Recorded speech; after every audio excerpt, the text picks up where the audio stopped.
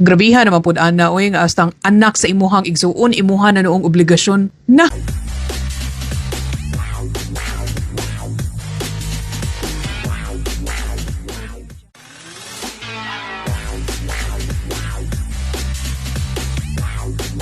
Grabihan naman pud ana oy nga astang anak sa imuhang igsuon imuha na noong obligasyon na. Unya, ang grabe pag yung paita. Kababa kagunsa kung madilid gani kagamay sila pa ang mga suko. Unya, dili nimo sila obligasyon na ha. Dili nimo sila responsibilidad ang ilahang kinabuhi. Labaw na kung ang imo ganing nadawat, dili na pasalamat. Kung dili, puro na reklamo ba, dili na sila grateful sa imuhang natabang. Grabe na kaayo sila ka-ungrateful.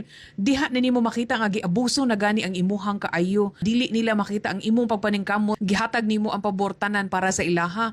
Unya, maabot ang panahon na ayugog kag-ol nga tawgon kanila dalo kay mas daghan kang nahimo nila, mas may pud ang ingnon kag dalo nila para dili na sila mangayo nimo. Mao lagi na akong giingon nga unaha gyud na imuhang kaugalingon. Unaha imong kaugalingong pamilya una na sila. Kay og puro ginguna na imong madawat nga dili na sila grateful sa imuhang natabang. Kabaw ba kag unsa inig kahuman na? Ay, inig kahuman nimong tabang ana. Dili na sila mulingi inimo inig kayahay ana nila. Dili bitaw ta mangwenta pero ginguna na gani nga miskin nagtabang pa kanila karon. Inguna na gani ilahang batasan aw ayaw na lang kana sila dili na gyud na makahinumdum nimo pag maluwas na sila. Mo na giingon nga ang hunahuna sa uban ana, obligasyon nimo sila, responsibilidad nimo sila ba? Hangtod na lang gyud sa hangtod. Paminawaw gyud na inyong instinct, ayaw palabi og pasan gani sa kalibutan sa uban. Kay og masakit ka tungod sa stress, wala gyud kay maasahan na nila. Pagbilin lagi para sa imuhang kaugalingon. Kaysa tinuod lang, ikaw ray luoy sa uwahi ana. So, okay. Magtagalog lang tayo dito kasi yung mga Tagalog kasi hindi makaintindi ng Bisaya. Whereas, mga Bisaya nakakaintindi ng Tagalog. So, yun na lang ang gagawin natin. Kasi pag ibibisaya ko to, may magtatanong na naman o may magko-comment na naman na anong sinasabi ko or anong ibig sabihin yan.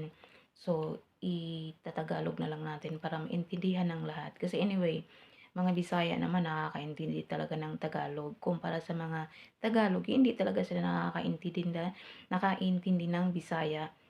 Meron man siguro pero iilan lang yung mga nakapag-asawa ng mga Bisaya, yung ganun. So, let's straight to the topic. So, itong issue na to, na i-vlog ko na rin to. You can scroll down nandyan. Iisa sa mga video ko, meron na akong topic dyan.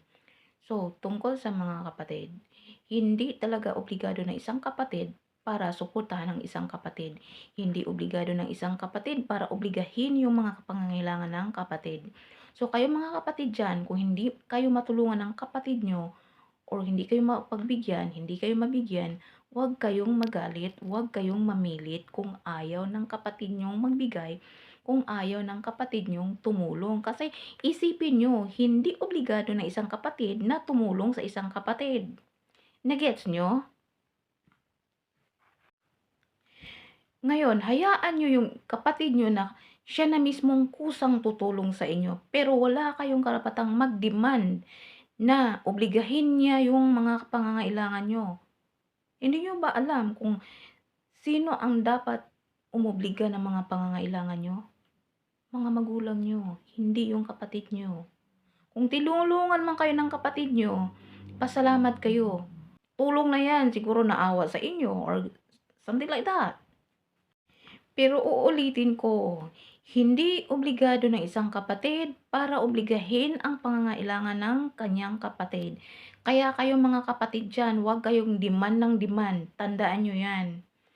May buhay ka, di ba? May sarili kang buhay, may sarili ding buhay yung kapatid mo.